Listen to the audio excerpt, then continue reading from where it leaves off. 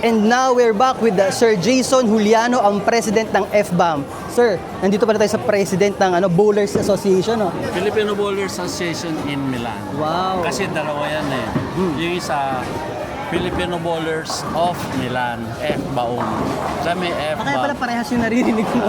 Magkatunog. Filipino Bowlers in Milan. Pero ito ginawa namin, inorganize namin, hindi lang palaro ng FBAM, kami lang yung kinausap nila para i-organize yung laro. Pero in general, palaro ng Pilipino to. Yun nga pong gusto ko sana itanong, ano pong masasabi nyo na ang ating pong gobyerno, ang OWA in particular, ay nagpro-produce ng mga ganitong events para sa mga OFW natin dito sa Milano, na talaga nag-enjoy, kitang-kita natin nag-enjoy silang lahat. Actually, masaya kami dyan kasi ako, since 2004, naglalaro na ako dito sa Milan. Never na nagpalaro ng libre. Hindi ko naranasan na magpalaro sila ng libre. Lahat may bayad. Until last year. Pero ngayon ay propose ng OWA na kung po pwede, sila na lang ang magpapalaro, tutulungan na lang namin sila.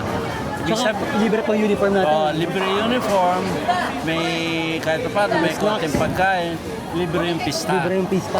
Laking bagay na po. Malaking bagay talaga yun kasi supposedly, dati, pagka nagpapalaro kami, kung magkano yung nakolekta sa entrance fee, babawasan ng expenses, doon kami kukuha ng papremyo. Samantalang ito ngayon, given na lahat. Given na lahat. So very thankful tayo talaga sa gobyerno natin ngayon.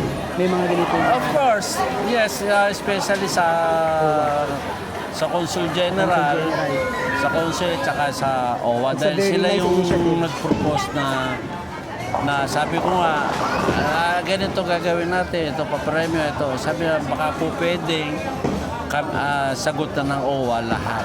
Galing. Saludo kami dyan, saludo kami. Kaya for the first time, nakaranas sa mga Pilipino na makapaglaro ng free lahat. Thank you po sir, maraming salamat Sir Jason. Mabuhay kayo, mabuhay pati ang inyong group ng mga bowlers. Thank you po.